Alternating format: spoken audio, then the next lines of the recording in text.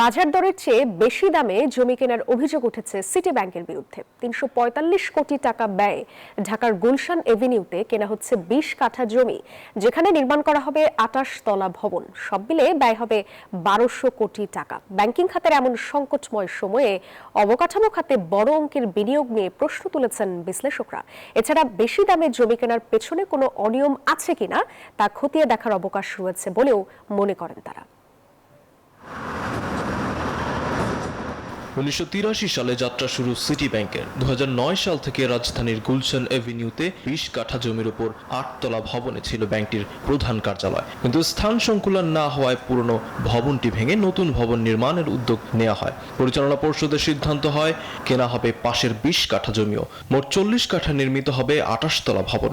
এর জন্য ব্যয় ধরা হয়েছে ১২০০ কোটি টাকা। কিন্তু ব্যাংকিং খাতের এমন টালমাটাল সময়ে কেন অবকাঠামো খাতে এত ব্যয় করছে সিটি ব্যাংক, তা নিয়ে উঠছে প্রশ্ন। যদি কোনো ব্যাংক নিয়মের মধ্যে থেকে কিছু করে, সেটা বিনিয়োগ যে কোনো জায়গায় বিনিয়োগ হোক না কেন, তাহলে তো আর কোনো সমস্যা নাই। কিন্তু সেটা আবার করতে যেয়ে যদি মনে করেন যে গ্রাহকদের সেবা দিতে পারছে না, যারা ঋণ নিতে চায়, বিনিয়োগ করতে চায়, তাদের জন্য কোনো সেবা পাচ্ছে না, কিংবা আমানতকারী তার টাকা তুলতে পারছে না, সেই ধরনের কোনো সমস্যা হলে তাহলে তো আর সেগুলো পারমিসেবল না। কিন্তু এর চেয়ে বড় প্রশ্ন দেখা দিয়েছে জমির মূল্য নিয়ে। খোঁজ নিয়ে জানা গেছে গুলশান এভিনিউতে প্রতি কাঠা কমার্শিয়াল জমি কম বেশি ৮ কোটি টাকায় কেনাবেচা হচ্ছে, যেখানে সিটি ব্যাংক জমি কিনছে প্রতি কাঠা ১৭ কোটি ২৫ লাখ টাকায়। সেই হিসেবে বাজার মূল্যের চেয়ে বেশি দামে কেনা হচ্ছে এই জমি।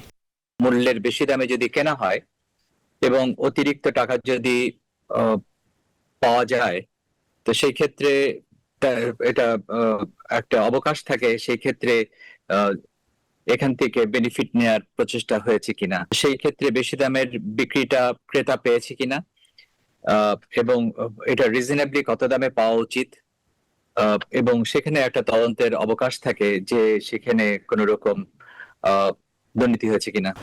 এই জমি কেনা ও ভবন নির্মাণের বিষয়টি এরই মধ্যে রাজুক ও বাংলাদেশ ব্যাংকের অনুমোদনও পেয়েছে city bank. Desk report, news 24।